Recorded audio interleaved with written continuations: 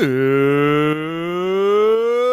morning, Wrestling Inc., or afternoon, or evening, wherever you're at. Welcome back to the Wrestling Inc. Daily. It's me, your managing editor of WrestlingInc.com, Nick Hausman, and I am joined here as I am every Wednesday for a little hippity hump day celebration and some pro wrestling punditry. It's our very good friend, comedian Brian Wohl. B-Wo, welcome back. Hey, Nick. Man, what a great week in wrestling already. Raw was awesome this week. Dude, we were talking about that yesterday, me and Issa, where it's like, man, Raw, like, they flipped the switch here in about a month where SmackDown was so consistently just, like, blowing Raw out of the water creatively. But, man, Raw really is – it's the Cody Rhodes effect, man. It's 100 – I mean, I don't want to put everything on Cody, but he has had a huge impact on that show. Yeah, everything feels fresh. There's so many storylines happening right now. I was into everything. I even was engaged in the wedding, even though that was – bonkers stuff. I don't understand the weird hint at a possible gay relationship when there's, so many other homosexual superstars you could actually do a real story with. God, I don't know. But I'm very encouraged by what I saw on Monday. Well, wonderful. I was as well. Yeah. And the wedding was wacky, right? And like, why are we doing these things? It's like a part of it's the rude mechanicals part of the show these days. It's just like a show within a show. Monday nights. There's a deep cut. Wow. Yeah, I know. Shakespeare there, bud. Yeah, come on now. Who doesn't enjoy Midsummer Night's Dream? Am I right? So we got a great show here today. We're going to talk all the news, the past 24 hours, in just a little bit. After the news, we will dive into the mailbag. We're going to look at tonight's AEW Dynamite, another stacked card Tony Khan is putting out there. But be cool, be like the rest of the viewers right now, wherever you're at, YouTube, Twitch, Twitter. Jump in the comment section. Be like Anthony Pingleton here. Hi, Antonio Garcia. Hey, Nick and B-Wo. Hi, Antonio. Good to see you again. Hassan here. James Jones here. We're all here. Let's have a show. It's time for news you can use. News that'll leave a bruise. We'll start here with a report from Fightful. They're saying there are no plans moving forward for LA Knight in NXT. LA Knight is already considered to be a main roster superstar following his recent SmackDown Dark match appearances, where he's been managing Mace the Face or whatever you want to call him, and Mansoor, I guess. Pretty boy Mansoor has also been in the stable. Whatever he's doing, I'm happy. I actually like him in this role, kind of the MVP role of like, I'm a manager, but I could go if you need me to kind of deal. I'm fine with that. I'm just happy for LA Knight. Yeah, so far, I mean, he hasn't appeared on television so far, but the videos that I've seen online, man, he feels like a big deal. And he makes Mace feel like a big deal. And he makes Mansoor feel like a big deal. The most important development of NXT talent onto the main roster is like changing in front of our eyes right now. Like now that Vince McMahon has his fingertips all over NXT, we're seeing LA Knight here getting tested out in this role. He's keeping the LA Knight name. He's keeping a lot of the kind of LA Knight isms that he, let's say perfected down at NXT. And Vince is going to bring that over to the main roster. Also, the Viking Raiders out of nowhere just showing up on NXT last night. Like they're full on blending these rosters now and trying to give these young talent some experienced people to work with, which is certainly a change of pace. I mean, now it seems like NXT has the best tag division in WWE. This is so fun. Yeah. And I will say I have been won over by Andre Chase. I get excited when I see Andre Chase now. I like Andre Chase. He's a fun character. And I'm really excited for this Ben Carter debut on next week on Tuesday. Yeah, I liked him. Huge. I was not expecting him with Andre Chase. I love how Andre Chase has slowly become a babyface. Like he was so obviously like an obnoxious heel for so much of the first part of his run, which was only a couple months ago, and now he's like beloved trash talking Andre Chase. And again, like this is what NXT is supposed to be, much more fluid. Things are changing, trying things out. Even the Gacy Braun Breaker stuff, as weird as I don't hate it. We're trying things out, people. I love the Gacy Braun Breaker stuff because I feel like it's clear that Braun can clearly go in the ring, but what we want to see from Braun is, can he handle a WWE storyline? And some of them get really out there. And it's clear that Joe Gacy is one of those superstars that they have pegged to have some major supernatural storylines, some odd stuff coming in the future. The John Wayne Gacy series is huge on Netflix right now. So I feel like there's no, that is definitely not a coincidence. This is a big program for both of these guys. Yeah, the Gacy character, again, it's stretched from kind of its origins, and I wouldn't be surprised to see it kind of have one more big fold. I think they might, the hippie stuff, whatever. I think we're leaning more in a direction now where I don't feel like that, peace, love, heart. The facade is kind of gone. Like we're seeing a much more deranged individual here. So anyway, but I'm a big fan of the Gacy stuff. Certainly pops on screen. I think he kind of gives me like Seth Rollins vibes right now, where it's just like he could kind of say or do anything, and I'm just kind of into it at the moment. Wow. Yeah, I mean, it's certainly really fun to watch Joe Gacy when he's on my screen. So I'm into this, dude. So Jason Pock is bringing up two things I want to talk about here when we're talking about Gacy. He says, why is Harland a druid now? Yeah, where is Harland? And I also like Undertaker retired. It's like people are chopping up different parts of his gimmick, and Edge gets the colors and the throne. And Gacy, you can have some druids. You can also wear black. Maybe somebody else will start throwing lightning here pretty soon. Who knows? So anyway.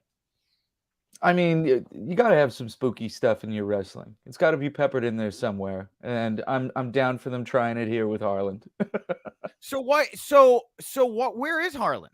Is Harland a druid now, or like why has he been removed from this act? I'm a little confused because it's noticeable he's not. It's like definitively just Joe Gacy alone with these druids now versus Braun. Did I miss something? Was there a Harland story where he got taken out or off for some reason? He had that one match. He had like one match, and then I don't know what happened. I don't. It's possible that he got hurt, but it didn't seem like the match was heavily edited. It seemed like it was fine. I don't know. Maybe it's possible that he got COVID, and maybe that's why he's off screen. But we haven't heard anything. I hope they repackage him. I hope that they were like, you know what, this is too one-dimensional. Like Gacy is evolving. This guy is becoming increasingly more one-dimensional. So maybe it's more seasoning or something, but I was not a huge fan of the Harland character. It just never clicked. It didn't feel real. Like Andre Chase, I'm starting to believe that's how that guy is. Like that guy, like yeah. I want to hang out with Andre Chase. Like I'm starting to believe that's who this gentleman. Von Wagner, I believe that. Even Jensen and Brooks, right now, I'm like, those guys are bigger, deceptively big. When they were in the ring, I was like, damn, some of those guys are big. Like these characters, you start off with these kind of one-dimensional places, you grow into them, you stretch them, you flush them out. It just never felt like we were getting there with Harland. So anyway. Yeah, I mean, he's so young, right? What is he, like 20 or something like that? I don't know. I feel like he's still figuring things out. I think it was a good idea putting him with Joe Gacy because Joe Gacy is a very experienced performer. Although he is young, but he's an experienced performer. He's clearly polished. This dude, I feel like Joe Gacy could be thrown to the main roster tomorrow and would figure it out. He would figure it out. Yeah, I think so too. But I think they're gonna keep just kind of refining. I think that's the thing is like NXT is gonna be what it was always like supposed to be. We're gonna like figure this out and bring over characters, that have become flushed out and established over in NXT land and hope they work out on the main roster. Yes, I hope so. Well, moving on, Matt Men podcast, Andrew Zarian saying WWE has a goal to make more stadium shows the new norm. This idea comes from WWE President and Chief Revenue Officer Nick Khan and is his approach to running premium live events. Currently, WWE this year will do 8 stadium shows. That was up from 3 last year. We're talking like monthly stadium shows where even like if you go read the full report on the site, it's like even if we don't do 50K, we do like 35 or whatever, we're still making more money at the gate. There's still a bigger impact on the community. It's just all more, I guess, is the idea. Well, and also it makes their television product look completely different visually than AEW's. AEW will only be running arenas for a while. We don't know when there's going to be a big outdoor stadium show for AEW. So this definitely will set WWE apart. will also allow them to use more of their bells and whistles, whether it be drones or pyro, elaborate stage setups. This is the stuff that WWE excels at. So why not lean into your strengths? I feel like this makes perfect sense. I hope we finally get a Soldier Field show. I've wanted to go to a Soldier Field show so bad. It's massive. It's where the Bears play. If you don't know Soldier Field, Chicago Bears. It's so big, but it'd be so cool. It'd be a great place to see it. It'd give me WrestleMania 1 or WrestleMania 3 vibes. Man, that would be really cool. You'd have to do it, in August or September, probably. Sure. Yeah, do it in the fall. Yeah. Or wow. Yeah, fall. Yeah, I'd be all about it. It's a great place. Well, Jinder Mahal, his ABC Big Sky series character Dhruv, was killed off on the show April 7th during a struggle with the lead protagonist of the series, police officer Jenny Hoyt. Dhruv, an enforcer for the cartel that planted its operations in Montana, overdosed on fentanyl after the drug was thrown in his face. Rough way to go.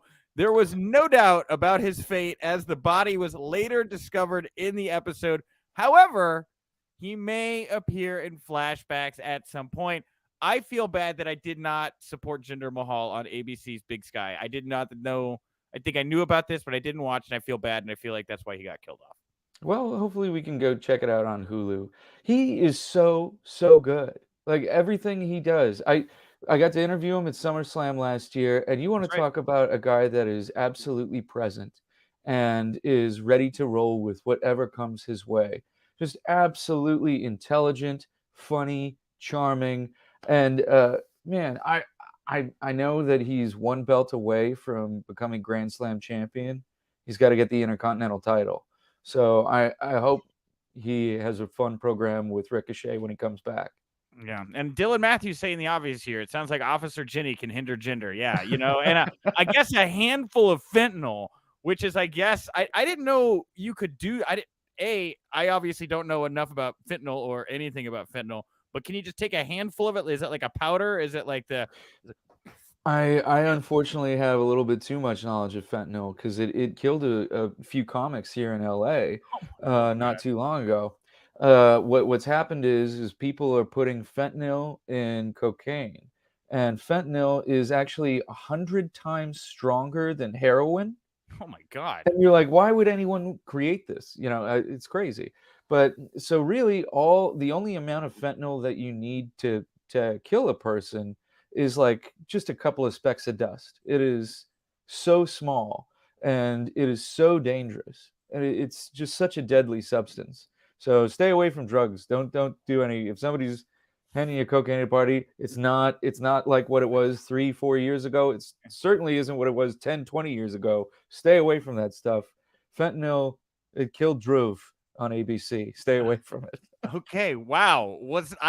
Thank you. I did not oh, wow. All right. That was really intense. Well, hey, try to take care of yourself in general. Hangman Page, unfortunately, has COVID-19. He announced early this morning on Twitter that he's not going to be on Dynamite tonight because of that. Of course, last week we saw Page and Punk.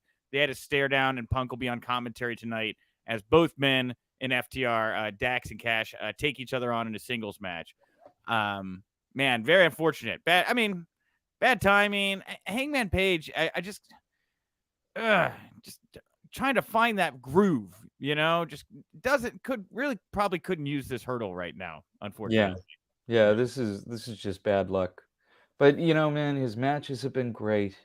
I don't know, like when it's all said and done, I think I'll reflect upon his reign very positively. Mm-hmm. And I have no doubt it seems like this thing is going with CM Punk and Adam Page. So man, those two will know how to make this thing entertaining. This is going to be something. And I wonder if, they get the title on Punk into May. Then you've got in June the Forbidden Door pay-per-view. Do we see AEW World Champion CM Punk taking on possibly the IWGP World Champion? Good question. There's a lot of dream matches people are floating around out there right now. Naito and Ricky Starks are going back and forth right now. That'd be pretty dope. I'd be fine with that. Man.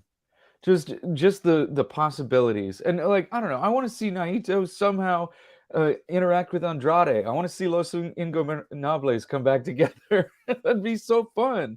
I Zack Sabre and Bryan Danielson, Okada. What was it? I think Adam Cole said recently he wants Okada. How fun would that match be? Oh my gosh. Well, an update here on Warner Brothers Discovery. I included this here because I figured you'd have some thoughts, Brian. This came from Variety.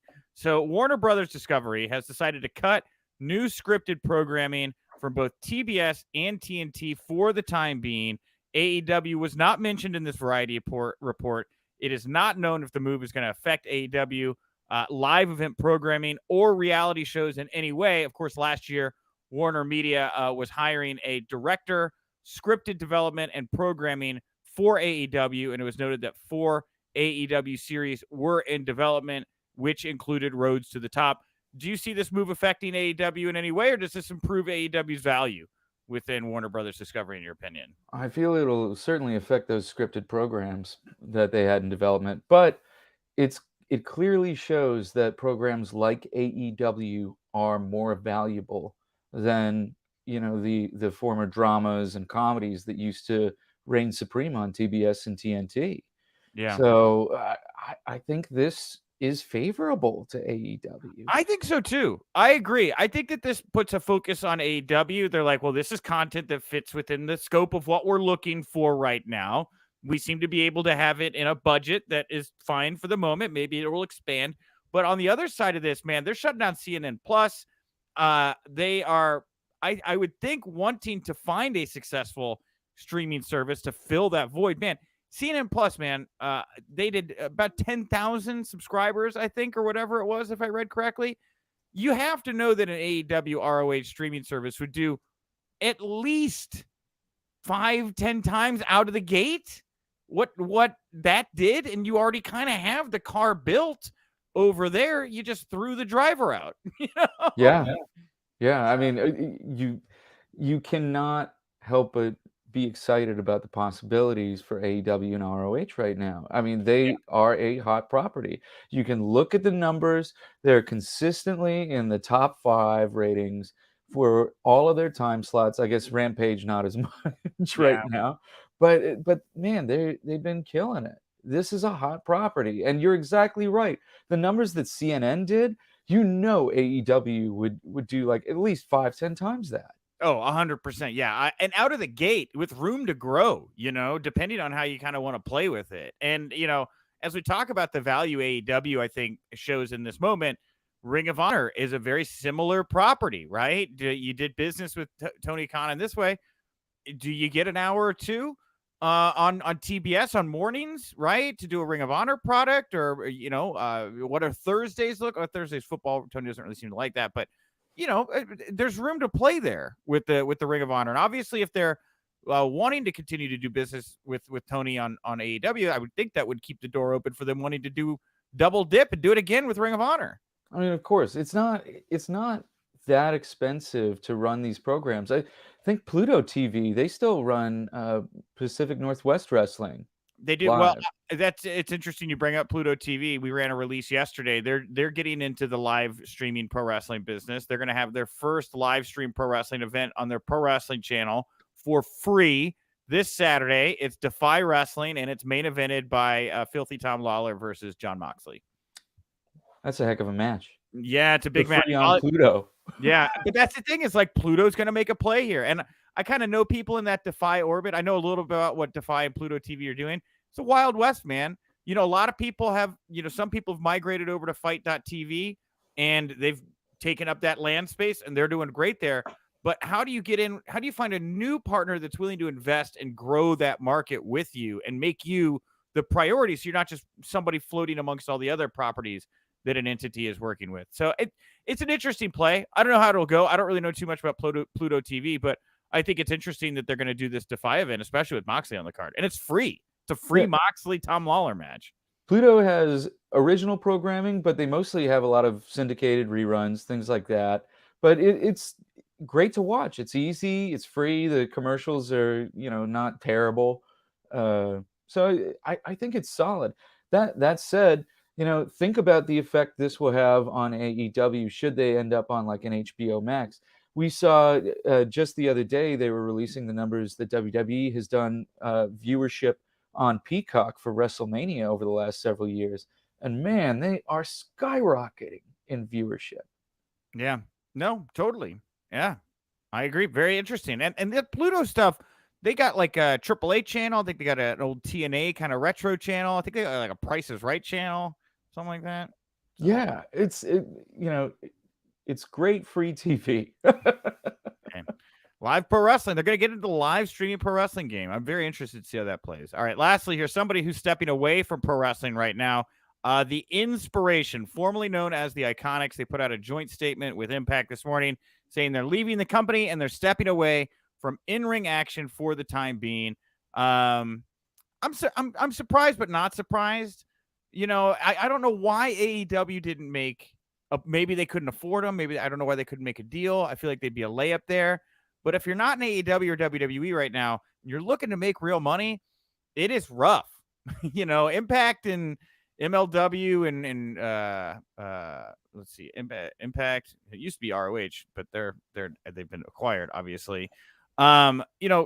These bigger or NWA, there's a platform there to give you a little more visibility to a niche audience, but the paydays aren't there. And like, if you're really trying to make money right now, and these two have got to be fielding offers outside of pro wrestling and stuff, I get the play.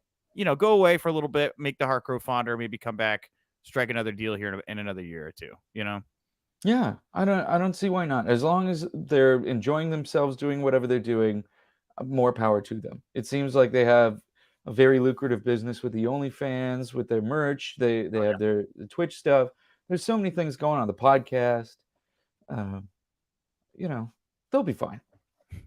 This episode of the Wrestling Inc. Daily is brought to you by Raycon. Moms out there, they're one of the few people that actually call you on the phone and they leave you voicemails anymore. They're like, hey, how's your pro wrestling journalism career going? And I'm like, every day is weird. I cover pro wrestling journalism. So, why not this Mother's Day? Why don't you spoil your mom with the gift of quality premium wireless audio, courtesy of our good friends over at Raycon. So Raycon are these wireless earbuds that I've got in my ear right now. They are must-have for super moms, all of those masters of multitasking who need to keep their hands free. With Raycons, they can stay entertained listening to their favorite podcast, music. They can take phone calls. I was just doing that in the other room. You got this vivid voice technology, all of it hands-free. Look, wearing them, not touching anything. They're user-friendly for moms that aren't used to like wireless technology. Easy to set up. I just opened up the case, which was super easy to do. And then, boom, on my phone, I went over to the Bluetooth area. It said everyday earbuds. I connected, and I'm listening to the music, and I'm talking on the phone. And this right here is great. They got all these different color options you can pick from. I chose black, like the black color, but you can find mom a color that suits her and her personality and her style. You're going to get these optimized gel tips. They're going to make sure that your earbuds fit perfectly in ear. You get to choose from one of 5 sizes. And trust me when I say this, they're not going to budge. Okay, they're not going to budge. Watch me. No budging. I'm swinging my head around. They're staying perfectly in my ear. So for the mom on the go, Raycons offer 8 hours of playtime, a 32-hour battery life with their compact portable charging case just right here. They're priced just for you. You get the great quality audio. You get half the price of other premium audio brands. And Raycon's everyday earbuds right here, they have over 49,000 5-star reviews. So tell your mom how much you love her. Make sure she hears it in crystal clear audio by going to buyraycon.com/wrestling inc to get 15% off your Mother's Day order. Again, that's buyraycon.com/wrestling inc. And we want to thank Raycon for sponsoring the Wrestling Inc. Daily. Hey, and we're back. Wow, that worked. It looked great. Wow. Nice and smooth. We tested out a thing here today. We did an ad break. You guys were all the guinea pig. You're going to see that again more in the coming weeks here. And by the way, as a reminder, next week, I'm going to be out of town. Michael Weissman's going to be hosting the show all week long. I'm still getting him through his orientation so he knows how to hit all the buttons right and win. But Weissman will be on duty next week. You guys will enjoy him. And tomorrow's show is going to start early. We're going to do old school 11 a.m. Central, noon Eastern start time. It'll be me and Paul Pratt. I have to leave town in the afternoon when we are doing this, and then I'll see everybody again on May 9. And I'm gone for a little while. Peace. Oh, I hope you have a nice vacation. Thanks, buddy. Appreciate it. I think it'll be fine. I think we'll have a good time. All right. Well, let's get to the mailbag here, everybody. Today's mailbag question. I asked everybody, what is it on AEW Dynamite tonight that you are most excited about here? I'm going to bring up my preview here because there's some other matches I didn't list in the poll, but it's pretty well a blowout. I guess I'll read everything. So this is a loaded show here tonight, right? You're going to have Lance Archer, Wardlow, Sheeta Deeb in a Philly street fight. You got Young Bucks, Adam Cole, Kyle O'Reilly, Bobby Fish, whole Undisputed Elite taking on the Varsity Blondes, Dante Martin, Brock Anderson, and Lee Johnson. Wonder who wins there. Then, of course, you're going to have this Owen Hart Cup match between both members of FTR, Dax Harwood, Cash Wheeler. You're going to have CM Punk on commentary. And then, of course, the ladder match between Guevara and Scorpio Sky. But, dude, with all of that said, about 150 votes in the last hour, 73.2% total blowout here. Dax, Cash, that's the match that people are on the hook for here tonight. Is that's what's got you on the hook? 100%. How can you not? These guys have been just on fire these last 4 months. This has been an unbelievable year for FTR. I'm so excited to see this match. Did you see that Road 2 video they put on YouTube to hype this match up? I haven't seen the Road 2. Is it good? Oh, yeah. Okay, I'll check that out. It is so fun. This feels big. It feels like such a pay-per-view card, even though, like, obviously, yeah, like, we know who's going to win the Super Elite versus Varsity Blondes match, but man, that's going to be a fun one to watch too. Sheeta and Deeb, man, that's probably going to steal the show, but Dax and Cash are going to do their best to live up to the hype. Yeah, no, I think so. And they've set the bar so high, right? Like, they've been saying stuff in interviews recently. We're like, we're going to have the greatest wrestling match of all time. So I'm interested to see kind of like what type of match they present. I have a thought in my head. I'm going to guess start real slow and, move to a couple little high spots, cut off, and then you're going to scramble around and grapple until somebody taps or blacks out on the mat would be my guess. I gotta feel like it's gonna be a replica of Brett versus Owen in WrestleMania 10. I'm thinking very much the same thing. Yes. Just watch a little bit of Brett Owen WrestleMania 10, especially the first couple minutes, because that's almost, I bet you we're gonna see move for move that, and then it'll break out. That'll break into something else. Lance Archer Wardlow, I'm excited about just because Lance Archer has so consistently delivered great matches in AEW, right? Just so consistent. And Wardlow is just so on fire right now. I feel like this match is gonna slap and probably surprise some people. The TNT title ladder match, also exciting. Guevara, Scorpio Sky. Booker T decided to weigh in on Sammy Guevara earlier today. Did you see this? Do you know what I'm talking about? No. What did he say? He was just like he was kind of judgy of the fact that Sammy proposed to his fiance in the ring and then started dating Ty, and he's like, we all kind of know what happened here, right? It's something that should have never happened. He should have never put his relationship in the ring, and he's wondering if the relationship and the fans booing him, he said, is it good heat or is it go away heat? And he compared it to the kind of heat that Cody was getting with the AEW fans there at the end, where the fans just were not into him. And I don't know that I'd go that far. I think the fans kind of like to hate Sammy and Ty, but I kind of get where he's coming from a little bit. I mean, the only way that this can be handled is Sammy and Ty performing well. If they turn this in their favor, it will be just fine. I don't think it's necessarily a bad thing if they end up turning this into something for themselves on camera. Okay. But yeah, I can see what Booker's saying, but man, whatever. They're just figuring things out. What is he? He's like 25? He's so young. I don't know. How many dumb things did you do when you were 25? And think about what you did, Booker. Yeah. I don't know. It's just in front of millions and millions of people. Good thing I didn't, wind up around all that fentanyl like Jinder Mahal. You wouldn't be able to do much. Jeez. Right. Oh, my God. Daniel Price here, by the way, I will give him the last comment. He says it's go away heat, complete and total go away heat. Haven't found a likable thing about Guevara since first I saw him. Negative. That sounds like a heel to me. That sounds like somebody you want to see get his ass kicked. I feel like that's good wrestling. I feel like people they liked Ty and Sami for a little while, and now they don't like them. Like, did everybody just kind of realize they're together now? I don't think it's been a secret for that long. I think what really like sent it over was the naked stuff with the title and implying sexual stuff with the TNT title. People just did not want TNT sullied in that way. And that was where the fans drew the line. They're like, you better not be doing anything with the TNT championship, not the most honored title in the history of our great sport. How dare you? I guess that's where the line came from. I guess it was the sexy stuff. It was, you were too sexy with our beloved TNT title. Yeah, like, come on. Okay. All right. Well, like I said, I'll be back tomorrow, noon Eastern, special start time to close the week out. Friday, we're going to have an exclusive interview airing on the RSS feed. No live show on Friday, but next week, full slate, 5 shows. Michael Weissman hosting. I'll be back on the other side of that on May 9.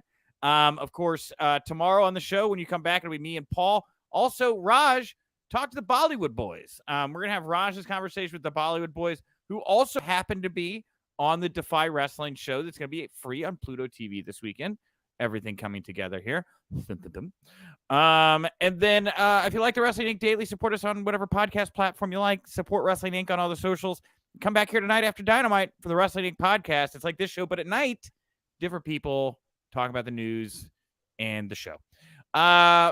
Anything you want to put over here before we wrap up the show, Brian? Oh, man. Guys, you should check out Nick's interview with Wheeler Yuta. I can't believe you started by asking if he felt weird for bleeding. Not bleeding. You feel weird not bleeding during this interview? For this interview? Like, do you need to start bleeding here? That was, oh my gosh. I kind of just wanted to free kind of style that opener. I was just like, we're just going to talk about blood. I'm just going to bring up blood. There's blood in your eyes. You see that shot where you're like, you know, you got the blood shooting out your face there, like you're a goddamn horn toad or something like that. Mm-hmm. I thought that was just such a great way to start the interview. How fun. And Thank it helped him open up. I thought that was great. It was so cool to see him that way. If I could legally just tickle my guests before I talk to them, just like, but they told me legally I can't. It's 2022. No tickling. The only thing you can do is say, I'm a hugger. That's the only thing that's still kind of allowed.